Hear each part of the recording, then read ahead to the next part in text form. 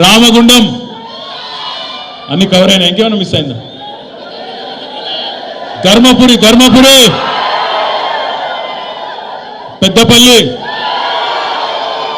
ఇక ఎత్తిన వాళ్ళే మళ్ళీ ఎత్తిన ఆగం చేస్తారు కానీ కూర్చోరు ఇక రైట్ అర్థమైంది నాకు కథ అర్థమైపోయింది. కానీ హాల్ ఎంతమంది ఉన్నారో నిజంగా కరీంనగర్లో పెద్ద హాల్ లేకపోవడం ఎందుకు కమలాకర్ అన్న గిద్ద పెద్ద మనిషి ఉన్నాను. కరీంనగర్లో పెద్ద హాల్ లేదంటున్నాడు అన్న.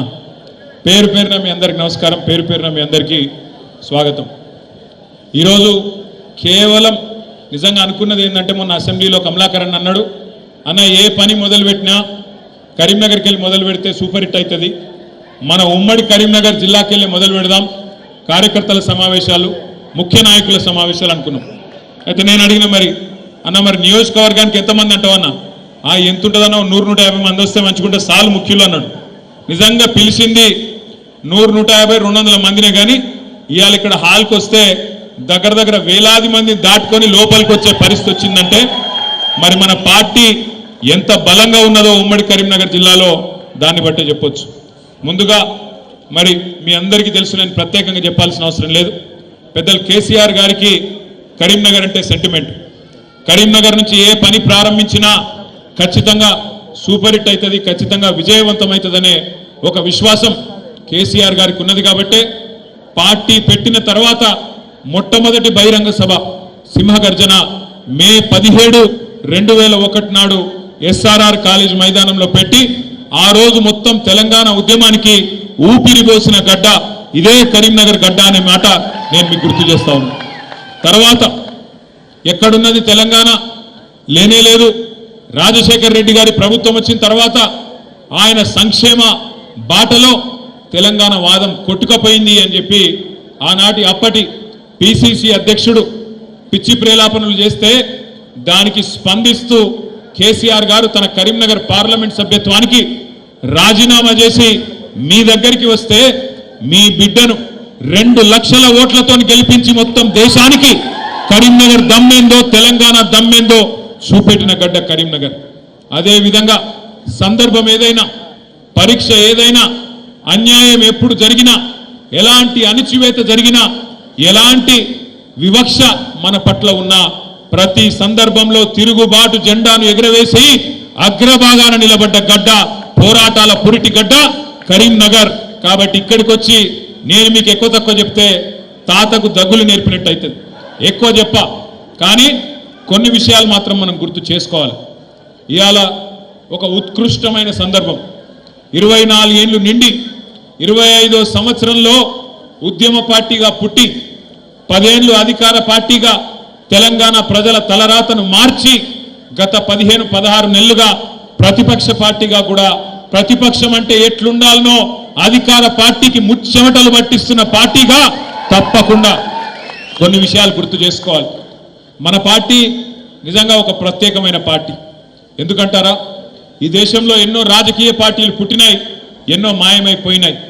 కానీ మన పార్టీ పుట్టుకనే ప్రత్యేకం. మన పార్టీ పుట్టింది ఒకే ఒక్క లక్ష్యంతో.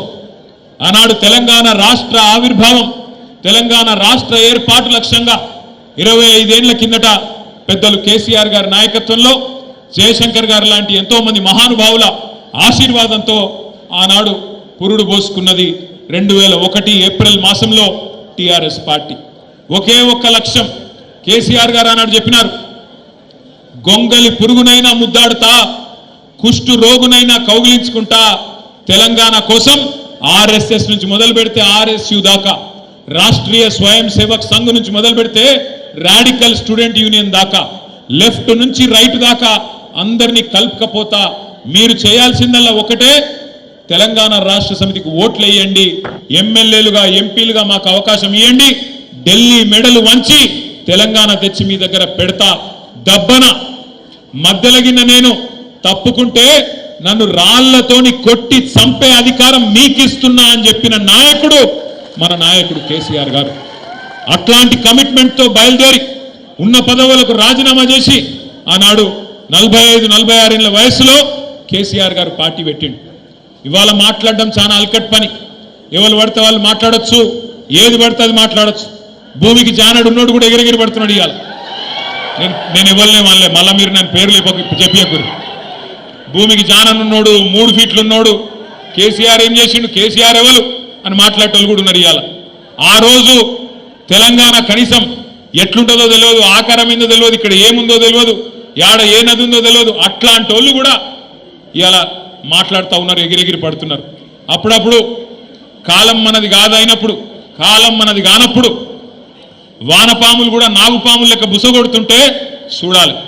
అప్పుడప్పుడు గ్రామ సింహాలు కూడా సింహాల లెక్క గర్జిస్తుంటే మన కర్మ చూడాలి. గ్రామసింహం అంటే ఎరికేనా మీకు? ఏంటిది? మీరు కరెక్ట్గా డిసైడ్ చేసుకోరు భయ్.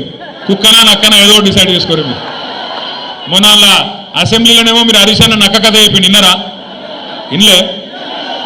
నేను చెప్తా ఇక మళ్ళీ ఒక్కసారి ఆ కథ విన్నారా? నేను ఒక్కసారి చెప్తాను, వినోళ్ళ కోసం చెప్తా. వెనకటికి ఒక నక్కు ఉండేనట, ముసలి నక్క. ముక్కుకుంటా మూలుక్కుంటా అటు ఇటు తిరుగుతుండట. యాడేమన్నా తిండి దొరుకుతుందా, యాడేమన్నా కొద్దిగా పీక్క తిందామా అని చెప్పి అక్కడిక్కడ ఇక్కడక్కడ చక్కర్లు కొట్టుకుంటూ తిరుగుతుండేనట. అయితే ఒక రోజు ఏమైంది, ఆ నక్క అటు మా సిరిసిల్ల పొంటికెళ్ళి నడుచుకుంటూ పోతుందట. పొంగ పొంగ మా దగ్గర బాగా, మా గూడూరు ప్రవీణ్ అని ఇక్కడనే ఉన్నాడు, ఇక్కడనో ఇగో అక్కడ మా దగ్గర పద్మశాలి సోదరులు బాగుంటారు.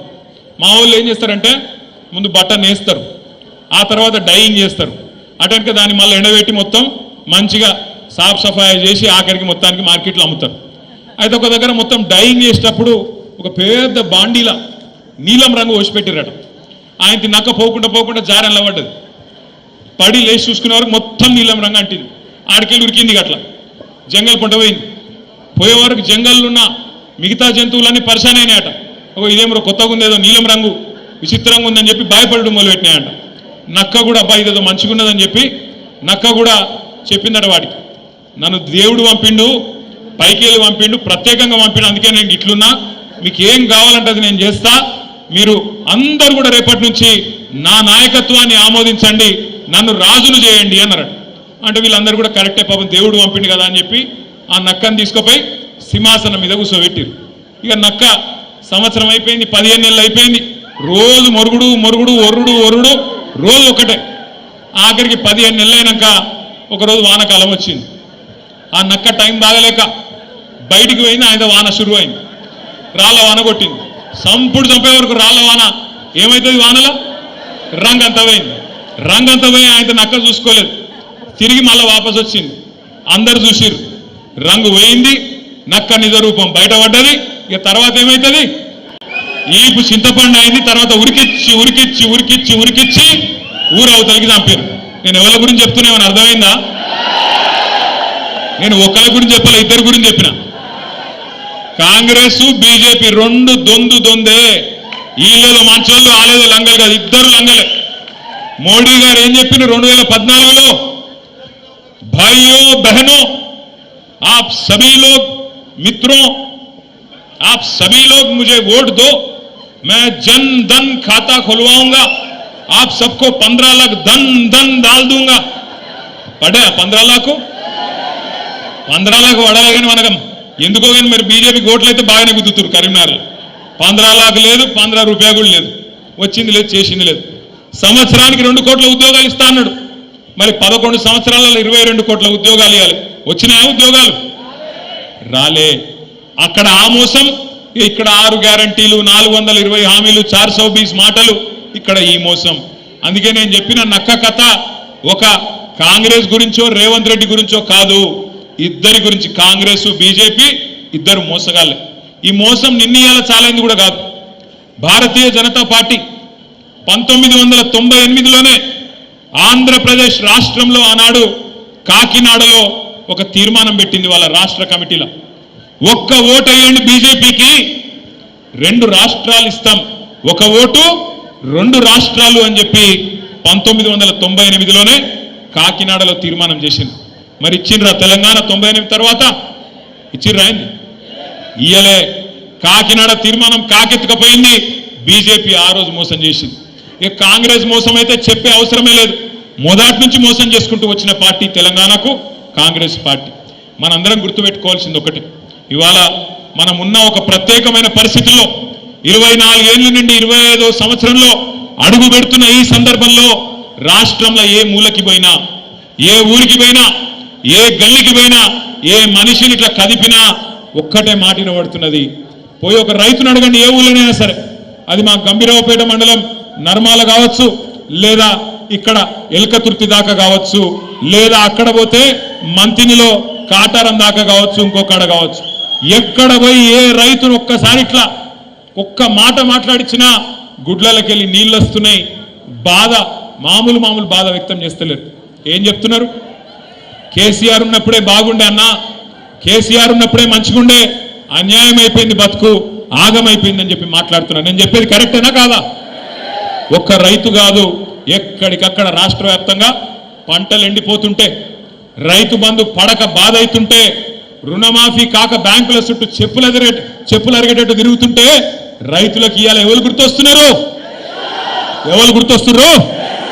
కేసీఆర్ గుర్తొస్తున్నాడు. కేసీఆర్ గారు కూడా చెప్పిండు, కాంగ్రెస్ కు ఓటేస్తే రైతు బంధుకు రామ్ అవుతుందని చెప్పిండా లేదా? మరి అయిందా లేదా? 10,000 ఇస్తుండు కేసీఆర్ బిచ్చమేసినట్టు, మేము 15,000 ఇస్తాం, మేము ఇందిరమ్మ రాజ్యం తెస్తాం. మనోళ్ళు మర్చిపోయింది ఇందిరమ్మ రాజ్యం అంటే ఏందో. ఇందిరమ్మ రాజ్యం అంటే ఏంటిది?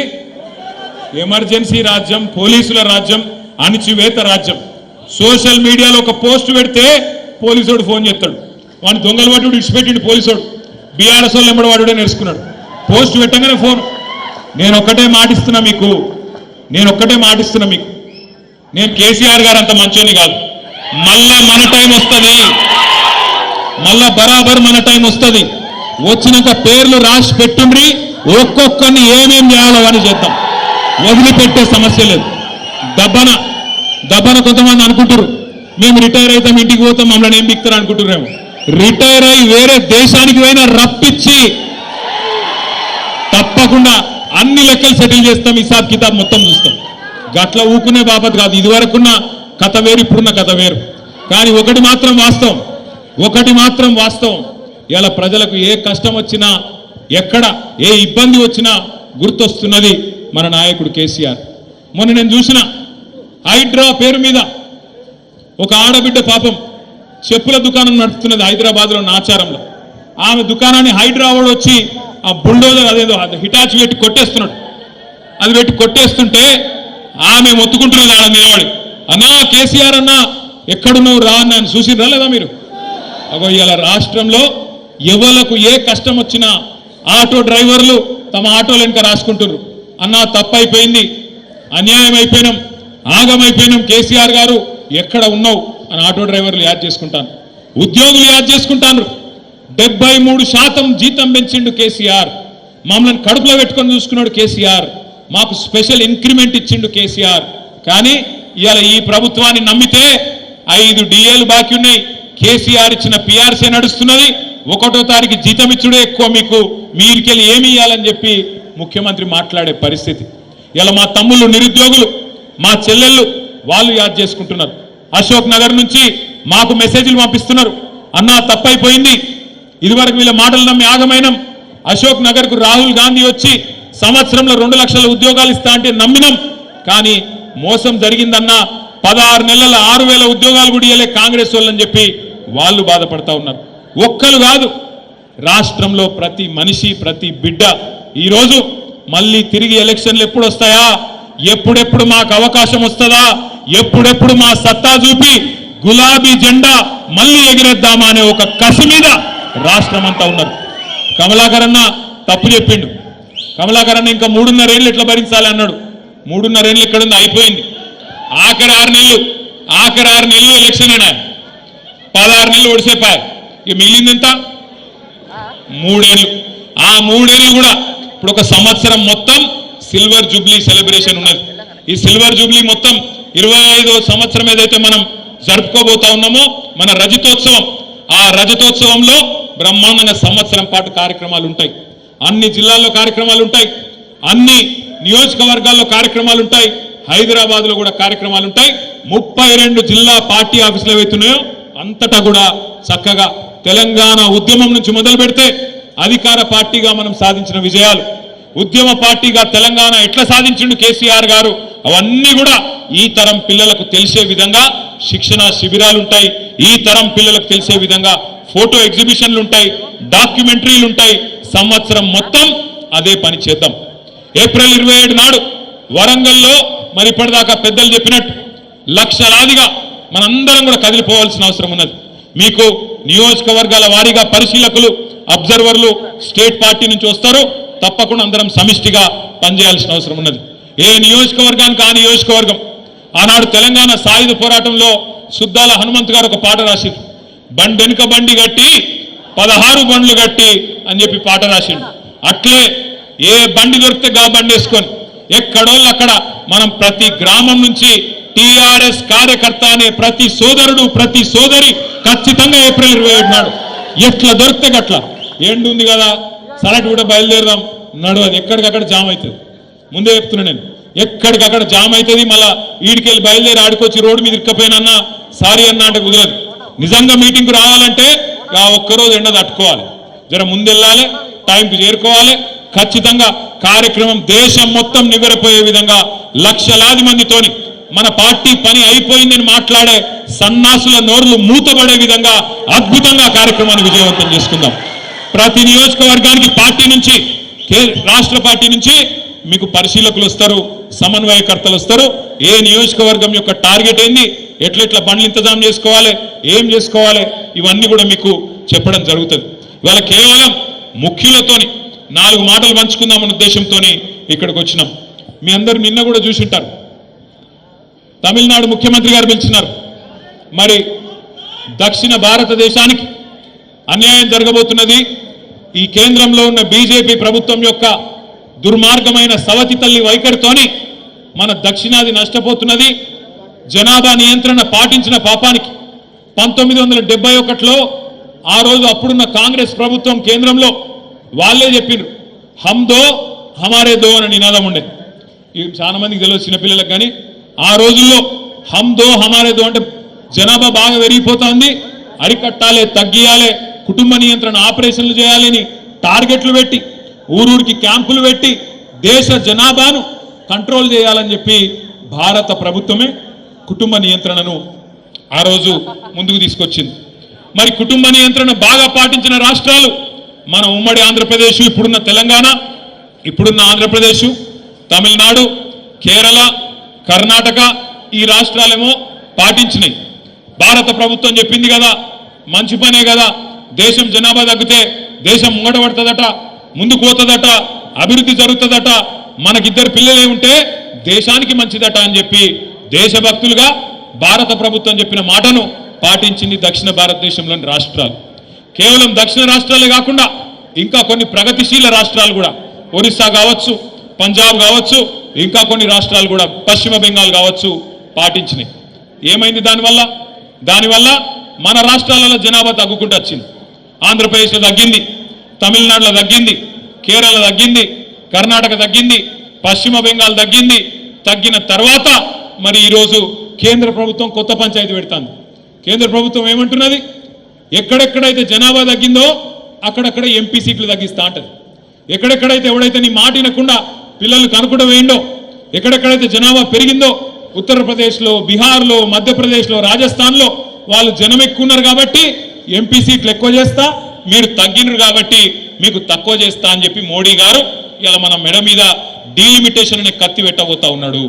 అందుకే సమిష్టిగా కొట్లాడాలి. ఎందుకంటే వాళ్ళకి ఎరికే బీజేపీ వాళ్ళకు తెలంగాణలో వాళ్ళకు నూకలు తెల్లయి. ఏదో ఒక ఎలక్షన్ గెలిచిర్రు మొన్న, అడిమారి గుడి దెబ్బల ఊరూరికి రేషన్ బియ్యం పంచి తలంబ్రాలని దానికి ఒక కథ పెట్టి, నేను చెప్పేది కరెక్టా కాదా? మీరేమైనా నిజంగా వచ్చినాయి అనుకుంటున్నాయి? అయోధ్యకి అయోధ్య లేదు, ఏం లేదు.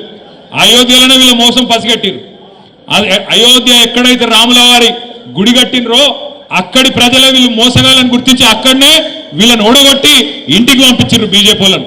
కానీ వీళ్ళు తలంబ్రాలు తెచ్చి అందులో మనకు కూడా సెంటిమెంట్ ఊసిరు, మనోళ్ళకు కూడా ఊసిరు. నేను ఒక 2-3 సర్పంచులు మా వాళ్ళు అడిగారు సిరిసిల్లలో, అన్నా మరి ఏం చేయాలి, ఏం చేసి సురేంద్రబాబు ఏం చేద్దామంటే మరి దేవుని గంది అని, సరే చెయ్యి కాంతి అన్న అంటే మరి ఎక్కడోళ్ళు అక్కడ ఊరేగింపులు తీసిరు మనోళ్ళే. గట్ల మొత్తం ఒక సెంటిమెంట్ చేసి ఎందుకు చేసిర్రు అంటే ఒక్కటే కారణం, బీజేపీకి 10-11 ఏళ్ళ తెలంగాణకి ఏం చేసినావు అని అడిగితే మెమ్మెమ్మే బెబ్బెబ్బే, ఏమీ లేదు. నువ్వు బండి సంజయ్ గట్టిగా అడుగు, ఏం చేసినావా తెలంగాణకు మీ మోడీ ఏం చేసిండు, ఈ 11 నెలల్లో ఏం జరిగింది, ఒక్క మాట అడుగు. ఏం తెలియదు. ఏం చెప్తాడు ఆయన? ఒకటే తెలుసు ఆయనకు, ఒకటి మసీదు కూలగొడదాం, ఆడ శవం వెళ్తే మీది, శివం వెళ్తే మాది. గదొకటే ఎరక, మనకు ఇంకోటి తెలియదు. ఇంకోటి ఏం చెప్తాడు, అన్నా ఇవాళ ఏం వారమే, రేపేం వారమే, ఎల్లుండేం వారమే, ఇది తప్ప ఓ బడి తెచ్చింది లేదు. పోని మా కమలాకరణ లెక్క ఒక గుడి కట్టింది లేదు. తిరుమల తిరుపతి దేవస్థానం అద్భుతంగా వెంకటేశ్వర స్వామి గుడి కూడా కరీంనగర్లో మళ్ళా కమలాకరణం ఉనుకుంటేనే అయింది తప్ప ఏ బీజేపీ కూడా ఏం చేయలేదు. గుడి కట్టినా, బడి కట్టినా, కరీంనగర్కు మెడికల్ కాలేజీ తెచ్చినా, కరీంనగర్ను స్మార్ట్ సిటీగా అద్భుతంగా అభివృద్ధి చేసిన ఉమ్మడి కరీంనగర్ జిల్లాకు కాళేశ్వరం నీళ్లు తీసుకొచ్చి టైలెండ్ గ్రామాలు హుజురాబాద్ కావచ్చు, హుస్నాబాద్లో కావచ్చు, పెద్దపల్లిలో కావచ్చు, చొప్పదండిలో కావచ్చు, చివరి గ్రామాలకు నీళ్లు ఇచ్చిన, మరి అటు అప్పర్ మానేరు నుంచి కింద గోదావరి దాకా మంత్రి నియోజకవర్గంలో మానేరు నదిని ఒక సజీవ జలదృశ్యంగా మార్చిన, అదేవిధంగా రివర్స్ పంపింగ్ ద్వారా కోరుట్ల, జగిత్యాల నియోజకవర్గాలకు కూడా, చొప్పదండి నియోజకవర్గానికి కూడా ఆ ఎస్ఆర్ఎస్పి వరద కాలువను కూడా పూర్తి స్థాయిలో ఒక రిజర్వాయర్ గా మార్చిన ఆ ఘనత ఎవలది? కేసీఆర్. మొత్తం ఉమ్మడి కరీంనగర్ జిల్లాని సస్యశ్యామలం చేసి, జగిత్యాల జిల్లా చేసి, పెద్దపల్లి జిల్లా చేసి, రాజన్న సిరిసిల్ల జిల్లా చేసి, జిల్లాకు ఒక మెడికల్ కాలేజీ పెట్టి, జిల్లాకు ఒక నర్సింగ్ కాలేజీ పెట్టి, 280 ఉన్న గురుకుల పాఠశాలలను 1022 గురుకుల పాఠశాలలు చేసి, 1,00,000 మంది ఉండే విద్యార్థులను 6 లక్షల మంది గురుకుల విద్యార్థులకు ఒక్కొక్క విద్యార్థి మీద 1,20,000 రూపాయలు ఖర్చు పెట్టి పిల్లలకు కానీ పెద్దలకు కానీ అందరికీ అన్ని చేసిన నాయకుడు కేసీఆర్. 10 ఏళ్ళు బ్రహ్మాండంగా కడుపుల సల్ల కదలకుండా ఎక్కడ కూర్చున్న వాళ్ళకి అక్కడ ఫోన్ల బ్రహ్మాండంగా మెసేజ్లు పడుతున్నాయి. యాసంగి నాటేసే టైం వచ్చిందంటే, వానకాలం నాటేసే టైం వచ్చిందంటే మీ ఫోన్లో ఏం సౌండ్ వస్తుండే? టింగు టింగు అంటుండేనా? ఇప్పుడు టింగు లేదు, బొంగు లేదు. ఉందా? వాడు కొత్తది కనిపెట్టిండు. టింగు టింగ్ అంటే కేసీఆర్, అది కొత్తది అంటే టకీ టకీ అట. టకీ లేదు, పికీ లేదు. యాడుంది టకీ టకీ? ఒక్క దగ్గర ఉంది టకీ టకీ, ఒక్క దగ్గర ఉంది. ఢిల్లీలో మాత్రం టకీ టకీ టకీ పడుతున్నాయి పైసలు. రాహుల్ గాంధీ ఖాతాలా, ప్రియాంక గాంధీ ఖాతాలా ఆడ మాత్రం పడుతున్నాయి. ఎందుకంటే ఆడ పైసలు చేయకపోతే పదవి ఉంటుందా? ఊస్టింగే. కాబట్టి పైసలు అక్కడ పడుతున్నాయి, ఇక సంపుడు మాత్రం ఇక్కడ చంపుతా ఉన్నారు. వాస్తవం ఏంది అంటే, ఇవాళ తెలంగాణ ప్రజలు ఏ ఊరికి పోయినా, ఏ మనిషిని ఒక్కసారి ముట్టుకున్నా, అన్నా ఇంకెన్ని రోజులు భరించాలనే, ఇది జల్ది కేసీఆర్ తెచ్చుకుంటే బాగుండదు కదనే అనే మాట మాట్లాడుతున్నారు. కానీ ఒకటి మాత్రం వాస్తవం, ఒక ఓటుకు శిక్ష 5 ఏళ్ళు, ఒక తప్పు చేస్తే 5 ఏళ్ళు బాధపడే పరిస్థితి. ఏం చేయలేం. ప్రజాస్వామ్య దేశం. ఒక ఓటు 5 ఏళ్లకు మనకు శిక్ష వేస్తుంది. తప్పుడు పాలకులను ఎన్నుకుంటే, తప్పుడు వ్యక్తులను నమ్మితే, అరిచేతిలో వైకుంఠం చూసి మోసపోతే, 420 హామీలు వాటిని నమ్మి ఆగమైతే ఇలా ఈ పరిస్థితి వస్తుంది. మొన్న నాకు ఒక పెద్ద మనిషి కలిసిండు. నేను మనం ఓడిపోయిన కాడికెళ్ళి చాలా మంది పెద్దలతో మాట్లాడుతున్నాం. ఏం జరిగింది, ఎందుకు జరిగింది? ఎందుకంటే మంచిగా పనిచేసినాం, రైతును బాగా చూసుకున్నాం, పిల్లలకు ఉద్యోగాలు ఇచ్చుకున్నాం, ఉద్యోగులకు బ్రహ్మాండంగా జీతాలు పెంచుకున్నాం, మహిళలను అరుచుకున్నాం, మంచిగా అన్ని కుల వృత్తులను కాపాడుకున్నాం. ఏం జరిగిందన్న అని అడిగిన. అడిగితే ఆ అన్న ఒకటే చెప్పిండు, రామాయణం ఏంది అంటే ఒక పెద్ద మనిషి చెప్పిండట, కట్టే, కొట్టే, తెచ్చే. అట్లాగే నాకు కూడా ఈ పెద్ద మనిషి ఏం చెప్పిండంటే, అన్న చాలా కారణాలు ఉండొచ్చు కానీ 3 ముఖ్యమైన కారణాలు 3 పదాలలో చెప్తా అన్నాడు. ఏంటిదే అన్న? ఆయన ఏమన్నాడు ఎరికేనా? అన్న మీ మీద ఒక ప్రయోగం చేసిండ్రే, మీ పార్టీ మీద, అసూయ, ద్వేషం, ఆశ. అసూయ, ద్వేషం, ఆశ, ఈ 3 ప్రయోగం చేసిర్రు మీ మీద అన్నాడు. అంటే ఏంటిది అన్న? ఇప్పుడు సింపుల్గా ఏం చేసిర్రు వాళ్ళు? ఒకటే ఒక పని. ఈ ఒక రవిశంకర్ అని ఉన్నాడు, చూసినావు, చొప్పదండి ఎమ్మెల్యే చూసినావు. ఆ రవిశంకర్ కొత్తిల్లు కట్టిండు చూసినావా? బా, ఈయననే ఇంత కట్టుకున్నాడు అంటే, ఈయననే ఇంత సంపాదించుకున్నాడు అంటే, పైనున్నోడు ఎంత సంపాదించుకున్నాడో అని చెప్పి ఎక్కడికక్కడ ఎక్కించుడు. ఊళ్ళలో జెడ్పీటీసీ, ఒక ఎంపీటీసీ, ఒక సర్పంచ్, ఒక చిన్నగా ఒక కారో స్కూటరో కొనుక్కుంటే ఆయన మీద మొదలుపెట్టారు. చూసినావు, ఈయననే ఇంత సంపాదిస్తే పైనున్నోడు ఎమ్మెల్యే ఎంత సంపాదిస్తుండో, పైన కేసీఆర్ ఎంతనో, మంత్రులు ఎంత తింటుండ్రో అని చెవులు కొరుకుడు. ఇది అసూయ పుట్టించుడు. మరి మిగతా వాళ్ళు కట్టుకోలేదా? ఇండ్లంటే కట్టుకున్నారు అందరు. ఊళ్ళల్లో సంపద పెరగలేదా? కేసీఆర్ వచ్చినప్పుడు భూమి విలువ ఎంత? కేసీఆర్ దిగిపోయినాడు భూమి విలువ ఎంత? కేసీఆర్ వచ్చినాడు 5 లక్షల ఎకరం ఉన్న భూమి దిగిపోయినాడు ఎంత అయింది? 50 లక్షలు అయిందా? 10 రెట్లు పెరిగింది. కానీ అందరు ఇల్లు కట్టుకోవచ్చు, అందరు కార్లు కొనుక్కోవచ్చు, అందరు తెల్లంగా వేసుకోవచ్చు. కానీ రవిశంకర్ వేసుకుంటే తప్పు. మనోడి మీద మాత్రం అసూయ, ఒక గట్ల తయారు చేసిండ్రు అసూయ. ఇది నెంబర్ 1. రెండోది ద్వేషం.